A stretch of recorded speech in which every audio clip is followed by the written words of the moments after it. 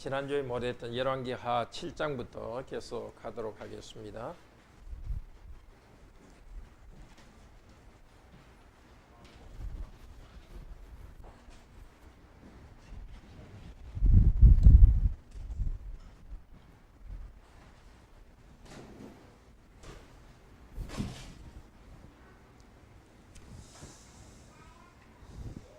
그 열왕기상 17장부터는 앞쪽에 열왕기상 17장부터 열왕기하 10장까지 이 긴 내용은 무슨 내용이냐?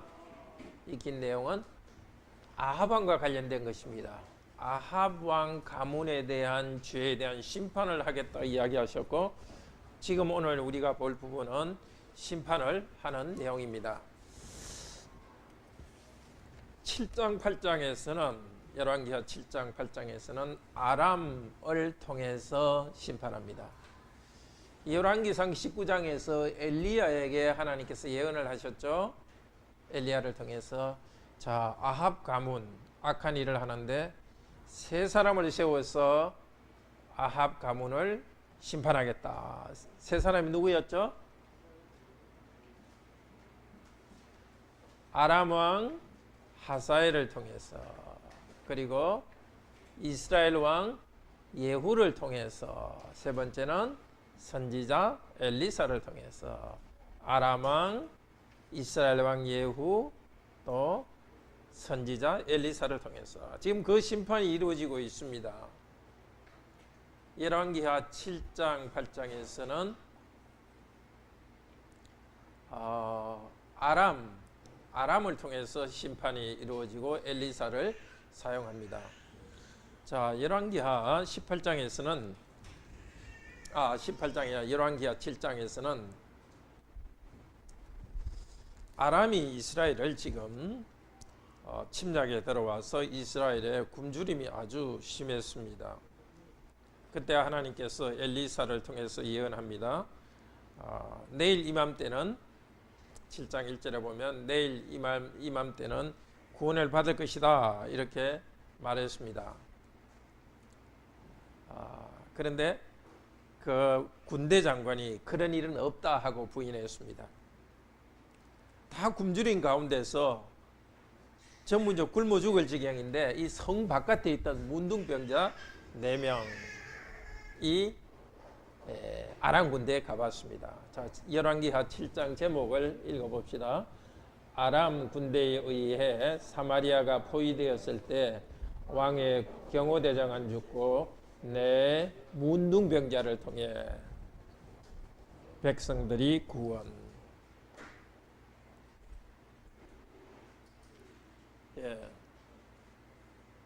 문둥병자가 아람 군대에 가봤더니 문둥병자는 성 안에 들어가진 못하고 성 바깥에 있었어요. 아람 부대에 가봤더니 이 문둥병자 4명이 오는 소리를 착각했어요. 큰 군대가 오는 걸로 착각해갖고 아람 군대가 도망가 버렸습니다. 도망가면서 금과 은과 의복, 그 다음에 먹을 것도 다 남겨두고 그냥 도망갔어요. 그래서 문둥병자들이 한참 먹고 있다가 9절 이렇게 말합니다. 우리 9절 한번 읽어봅시다. 7장 열왕기하 7장 9절 같이 한번 읽어봅시다. 자, 시작. 나병 환자들이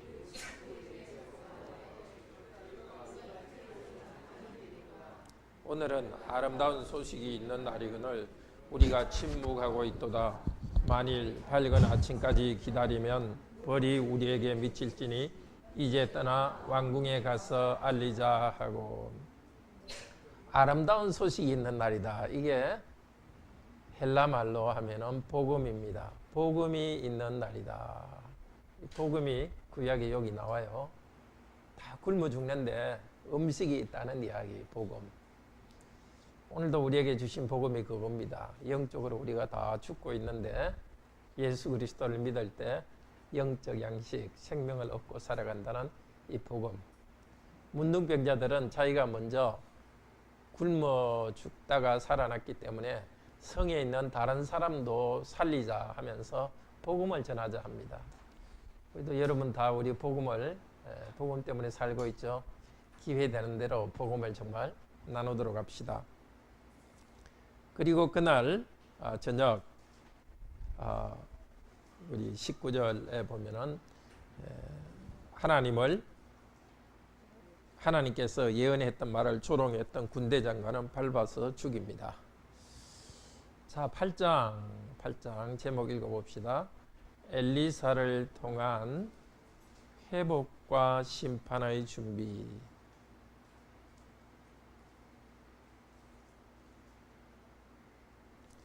8장 앞부분에는 왜 그 여자 기억합니까? 엘리사를 위해서 방을 마련했고 나이가 든 부인이었죠. 엘리사의 예언으로 아들을 낳았었죠. 그런데 그 아들이 죽었다가 부활했죠. 이제 그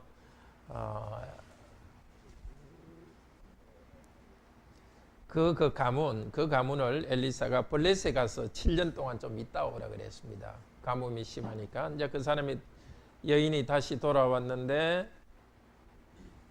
자기 땅을 그동안에 잃어버렸습니다. 그런데 잃어버려서 이제 찾으려고 왕을 방문했습니다. 이 여자가 왕을 방문했을 때 어떤 일이 있었느냐? 엘리사의 비서가 왕하고 이야기하고 있었어요. 옛날에 엘리사가 이 여자의 아들을 살려줬고 그 이야기를 하는 그 순간에 마침 그 여자가 와가지고 왕에게 이야기하는 거예요. 우리 땅을 돌려주십시오. 그러니까 왕이 그 땅을 돌려주고 그동안 7년 동안 그 땅에서 났던 그 소산물도 다 돌려주라고 이렇게 합니다. 하나님께서 주시는 회복의 이야기를 보여주고 있습니다. 참 하나님께서 이 그 가뭄의 때에도 하나님께서 특별히 사랑하는 가정에는 이렇게 먹여주시고 땅도 회복해 주십니다. 그러니까 우리는 우리나라 경제가 다 나쁘다고 우리도 나쁠 거라고 생각해서는 안 됩니다. 물론 우리나라 경제가 다 좋아야 되지만 하나님께서는 하나님의 백성들은 특별히 보호해 주십니다. 그러니까 하나님의 특별한 보호를 항상 믿고 나아가기를 바랍니다.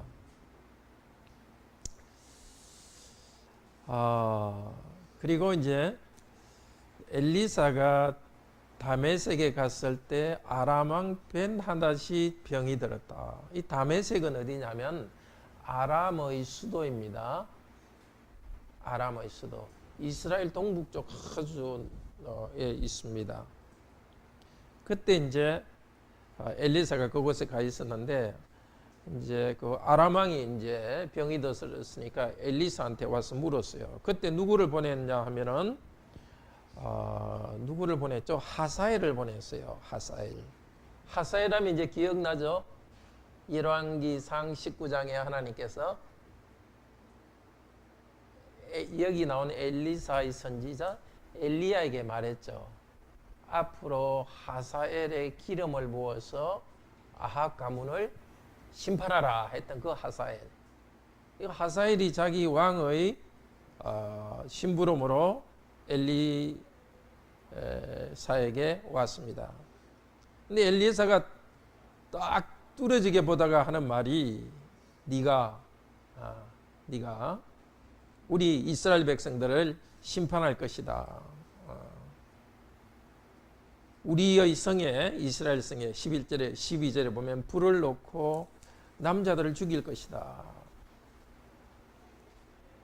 그러니까 하사엘이 제가 어떤 그런 일을 하겠습니까? 그랬더니 13절에 보면 여호와께서 네가 아람 왕이 될 것을 내게 알게 하셨다. 이 말을 통해서 이 하사엘에게 내가 아람의 왕이 되라고 말합니다. 그날 하사엘은 가가지고 자기 왕을 죽이고 왕이 되었습니다. 자, 그리고 이어서 16절에는 아합의 아들 요람이 왕이 되었다. 원래 아합의 왕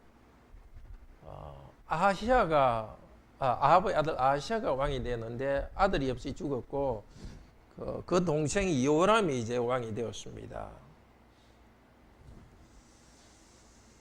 자, 그런데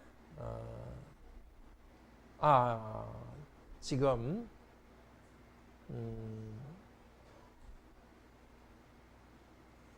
네,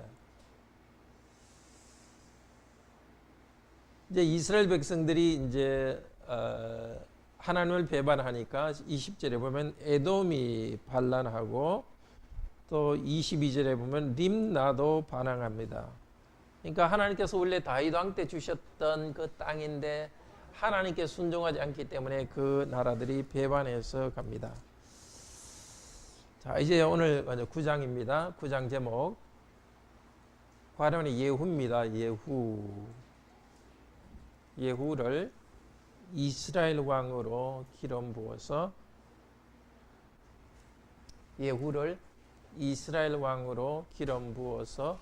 아락 가문의 아하 가문에 대한 심판을 집행합니다.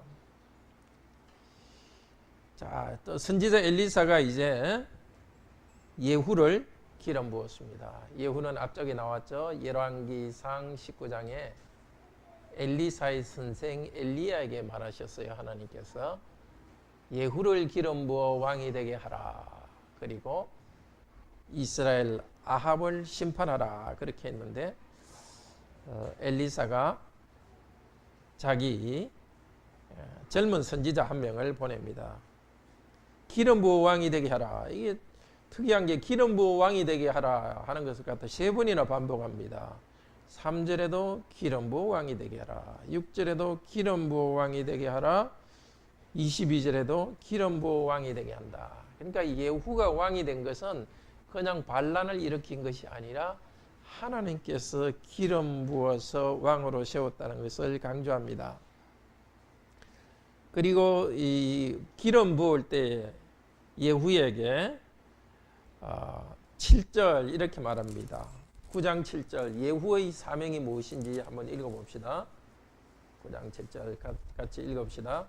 너는 내 주 아합의 집을 치라. 내가 나의 종 곧 선지자들의 피와 여호와의 종들의 피를 이세벨에게 갚아주리라. 이세벨은 누구죠? 누구의 아내? 아합 왕의 아내죠. 그죠? 이세벨의 원래 고향은 어디죠? 두로예요. 굉장히 우상숭배를 하는 나라입니다. 거기서 우상숭배를 가져오고 땅을 사고 팔면서 우상숭배도 하고 가난한 사람의 땅을 뺏는 그런 나쁜 풍습이 있는 그 왕실에서 두로의 왕실에서 시집온 이 그 잘못 아합과 이세벨의 심판하다. 무엇에 대한 심판? 선지자들의 피와 여호와의 종들의 피를 갚아주라. 하나님께서는 정의로운 하나님 백성들이 고난 당할 때를 마치 가만히 있는 것 같습니다. 그러나 하나님께서는 때가 되면은 갚아주십니다. 이제 갚아주는 때입니다.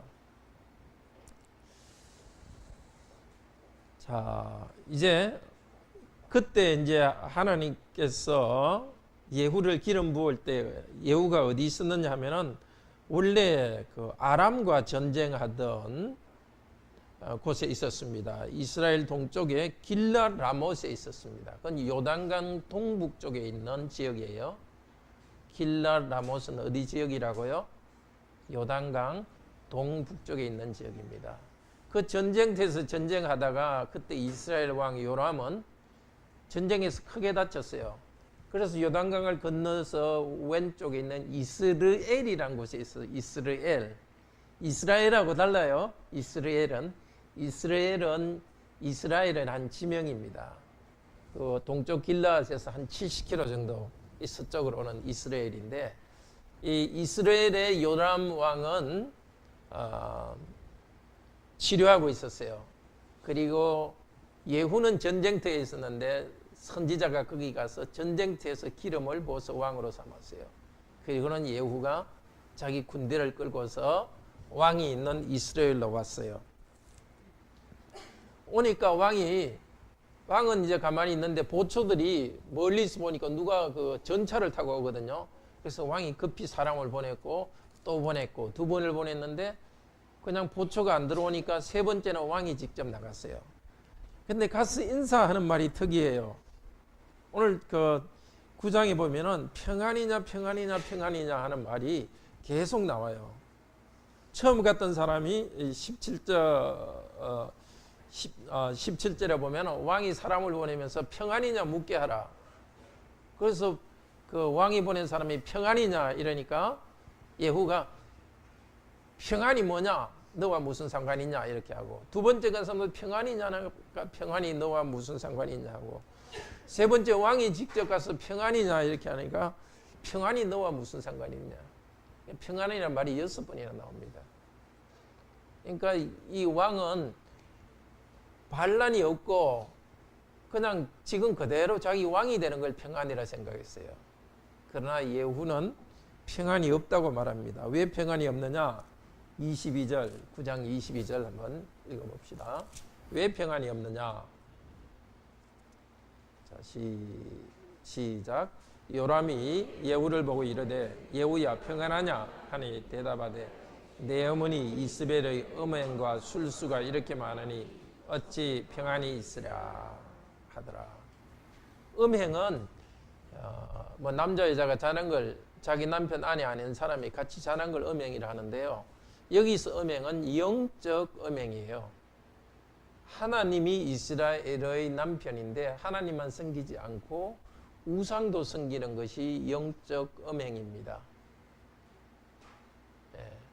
그러니까 우상과 하나님을 섬긴 것이 이세벨이 한 일이고, 또 하나는 술수라 했는데 여기 술수는 무당짓입니다. 무당짓.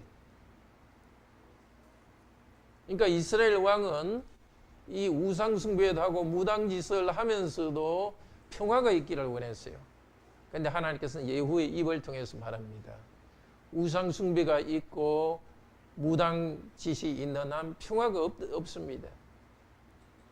우리도 그걸 알아야 됩니다. 우리가 하나님을 섬기면서도 다른 것을 우상처럼 섬기면 평화가 없습니다. 그러고도 사람들 사이에 관계가 좋고 잘 될 것이다 이렇게 생각할 수는 없어요. 우리는 그렇게 죄를 두고서도 사이좋게 잘 지낼 수 있다 생각하는데 그건 안 돼요. 우상을 섬기면 반드시 사람에 대해서, 그러니까 하나님 아닌 다른 것을 하나님처럼 높이면 사람에 대해서 괴롭히게 돼요. 돈을 갖다 우상처럼 섬기면 돈 때문에 사람을 갖다 다치게 해요. 그래서 하나님께서는 참 평안이 뭔가를 가르쳐주고 있습니다. 이 예후의 말을 통해서. 예후가 이 왕을, 그러니까 왕이 이제 도망가죠. 도망가는데 예후가 활을 쏘서 왕을 죽였습니다. 그리고 뒤에 이어서 이제 예후와 요람 왕, 북쪽 이스라엘 왕이 요람 왕이었고, 그때 요람 왕과 함께 남쪽 유다 왕 아시아가 거기 와 있었어요. 자, 그때 이스라엘은 남북으로 나눠져 있었죠. 북쪽을 뭐라 그래요? 북쪽 나라 이름을 이스라엘, 남쪽 나라 이름은 유다. 그러니까 그때 북쪽 이스라엘의 나라 이름이 요람이고요. 남쪽 남쪽 유다의 이름이 아시아였어요. 근데 남쪽 유다의 왕 아시아는 아방의 외손자였어요. 아방의 외손자였어요. 그때 이스라엘 왕의 외조카였어요. 그러니까 남쪽 유다 왕은 북쪽 이스라엘 왕을 보고 외삼촌이라 하는 사람이에요. 그러니까 여기도 아합의 가문이에요. 그래서 예후가 남쪽 유다 왕도 죽였습니다. 그 다음에 이세벨도 죽였어요. 근데 뒤에 31절, 32절, 34절 보면 이세벨은 진짜 그때 나이가 많이 늙었죠. 그런데도 자기를 죽이러 오는데도 2층에서 화장을 하고 있어요. 무당처럼 화장을 하고 있어요. 그래서 내시한테 거기 던지라 하니까 그 내시가 이세벨을 밑으로 던져서 피가 막 벽에 튀었어요. 조금 후에 이세벨이 시체를 찾아갔더니 개들이 다 먹어버리고 뭐만 남았다 그랬어요? 머리, 발과 손바닥, 뼈 외에는 하나도 없어요. 개들이 다 먹어버렸어요. 이거는 그 엘리야가 옛날 예언한 겁니다. 이 이세벨이 악한 일을 행하고 나봇이라는 사람의 땅을 빼앗았어요. 그렇기 때문에 개들이 너희 살을 먹을 것이다 이야기했어요. 근데 여기 지나갔지만은 오늘 북쪽 왕 요람이 죽은 땅이 나봇의 포도원이에요. 나봇의 포도원. 이 이스라엘 왕의 아버지 아합이 나봇에게서 땅을 빼앗은 곳이에요. 그리고 나봇에게 거짓말을 해서 죽였던 그 땅이에요. 하나님께서는 그 아합 왕이 거짓말로 사람을 죽이고 땅을 빼앗았던 곳, 바로 그곳에서 아합 왕의 아들을 갖다가 죽인 것입니다. 하나님께서는 이렇게 심판하지 않고 기다리는 것 같지만은 악에 대해서는 반드시 심판을 하십니다. 자, 그리고 10장 제목 읽어봅시다. 예후 왕이 아합의 후손들과 바알 선지자 제사장들을 죽임. 10장 이야기입니다.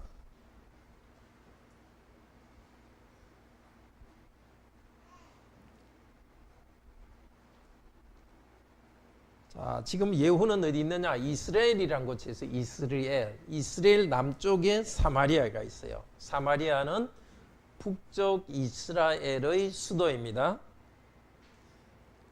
자, 예후가 편지를 써보냈어요. 남쪽 사마리아에 있는 그 장로들에게 편지를 써보냈어요. 그러니까 원래 아합의 궁궐이 있던 곳이고 이스라엘 왕의 궁궐이 있는 곳이죠. 아합의 아들 70명을 죽이라 그랬어요. 그래서 아합의 아들 70명을 죽였습니다. 자, 그리고 12절에 보면 예후가 이제 북쪽 이스라엘에 있다가 남쪽 사마리아로 내려가요. 가다가 어떤 사람들을 만났어요. 한 42명 정도 만났는데 누구냐 이렇게 하니까 아시아의 형제다, 이렇게 아시아의 형제다. 아시아의 형제는 누구냐 하면은 아시아는 아까 누구라 그랬죠? 남쪽 유다의 왕이고 아합의 외손자죠. 이거 아합의 또 후손들이요. 그 사람도 42명도 또 죽였습니다.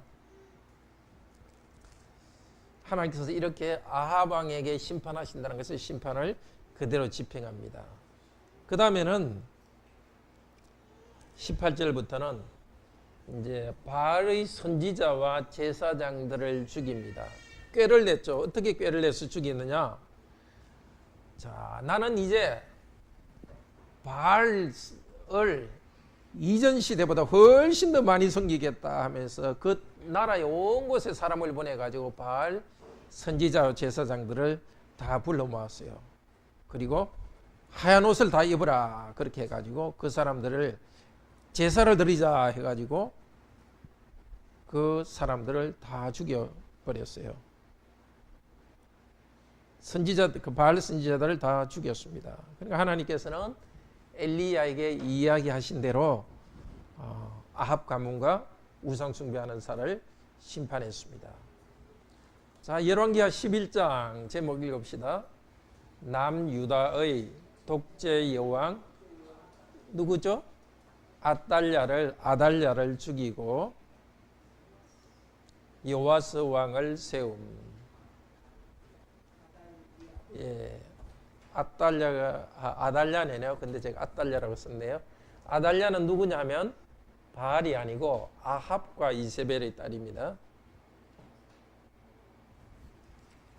여기 표 혹시 가지고 계세요? 표 가지고 계시면 한번 펴 보십시오.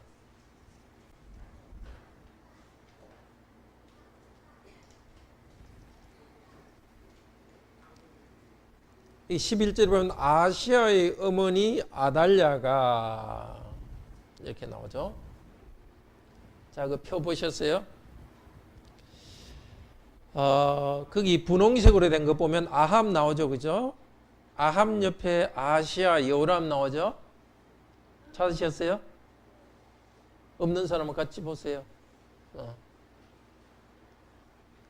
세 명 거기 같이 보세요. 같이. 정민이 거기 같이 가서 표 같이 보세요. 중요해요. 아합왕 찾았어요? 한번 짚어보세요. 예, 아합왕이 있고 아합 옆에 아시아 요람이 있죠. 아시아 여호람 아합의 아들이에요. 둘 다. 오늘 나오는 아달랴는 아시아 여호람의 누나인지 여동생인지 그래요. 근데 이 아달랴가 누가 결혼했느냐? 저 이스라엘 유다 왕 여호람과 결혼했어요. 근데 혼돈하지 마세요. 북쪽 이스라엘에 여호람도 있고 남쪽에 여호람도 있어요. 근데 여기 아달랴 아합의 딸이 남쪽 여호람과 결혼했어요. 근데 금방 남쪽 유다 어느 왕이 죽었다 그랬죠? 아시아 왕이 죽었다 그랬죠? 아시아는 그러니까 누구예요? 누구의 아들? 여호람의 아들이기도 하고 아달랴의 아들이기도 해요. 아달랴의 아들이기도 했는데 이 죽은 걸 보고 이제 아달랴가 어떻게 하느냐? 자기 손자들을 다 죽여요. 손자라는 것은 아시아의 아들이고 참 악하죠, 그죠? 자기 어머니 이세벨처럼 악해요. 자기 손자들을 다 죽이고 아달랴 자기가 왕이 돼요. 그래서 아달랴는 여자인데 이 남쪽 유다의 독재 여왕이 됐어요.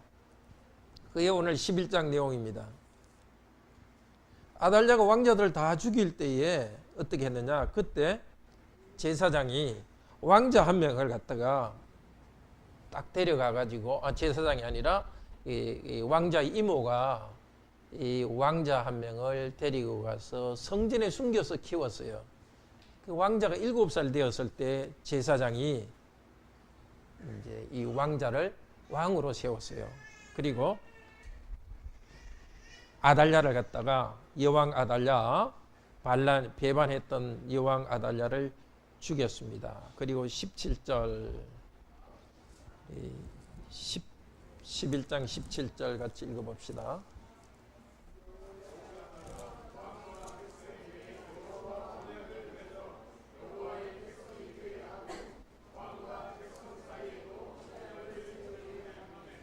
요 한 절이 굉장히 중요해요. 이스라엘의 왕 제도가 무엇인지를 가르쳐요. 왕과 백성은 여호와와 언약을 맺어요. 그러니까 왕과 백성 전체, 하나님의 백성 전체가 여호와 하나님께 순종하고 여호와 하나님과 따르겠다 언약을 맺어요. 이게 왕 제도의 기초예요. 그리고 나서 왕하고 백성도 언약을 맺어요. 아주 중요합니다. 하나님의 백성이 서로 언약을 맺기 전에 하나님과 먼저 언약을 맺어요. 그리고 나서 하나님의 백성끼리 언약을 맺어서 왕으로서 직분을 다하고 백성들은 신하로서 충성을 바쳐요. 부부관계도 마찬가지입니다. 결혼도 그 하나님을 믿는 남자와 여자가 하나님과 언약을 맺고 언약 관계에 있어요. 세례받고 하나님 백성이에요. 그리고 나서 또 남자와 여자가 함께 언약을 맺을 때 그게 결혼이에요. 그리스도인의 관계는 서로과의 관계도 있지만 하나님과의 관계 때문에 서로의 관계가 튼튼한 거예요. 그리스도인 부모 자녀 관계도 마찬가지입니다. 부모이고 자녀이기도 하지만은 다 부모와 자녀가 함께 언약을 맺었기 때문에 부모 자녀가 언약 백성으로 튼튼한 관계에 있습니다. 자, 새롭게 7살의 왕이 된 사람이 요아스입니다. 요아스. 12장 요아스 이야기를 봅시다. 12장 유다의 왕입니다. 요아스는 읽어봅시다. 유다의 요아스 왕 무엇을 수리해요?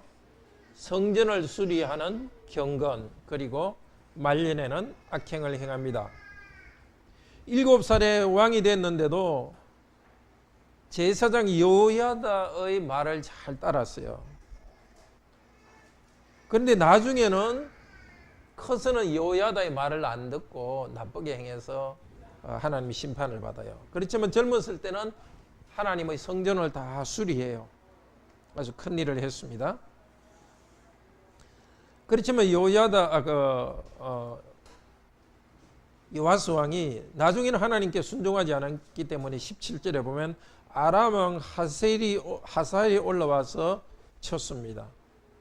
침략을 했고 그 다음에 19절 20절에 보면은 신하들이 반란을 일으켜서 죽임을 당했어요. 참 젊을 때는 하나님의 뜻대로 잘 일을 했지만은 하나님께 불순종할 때는 이런 심판이 있습니다. 예, 우리 나이든 우리 정말 성도들 정말 잘 기억해야 되겠습니다. 젊을 때는 하나님 잘 믿고 나이 들어서는 잘 안 믿으면은 하나님께 주신 복을 거두어 가십니다. 13장 제목 봅시다. 이스라엘의 두 왕 여호아스와 요아스의 모순배 우상 숭배와 심판과 구원.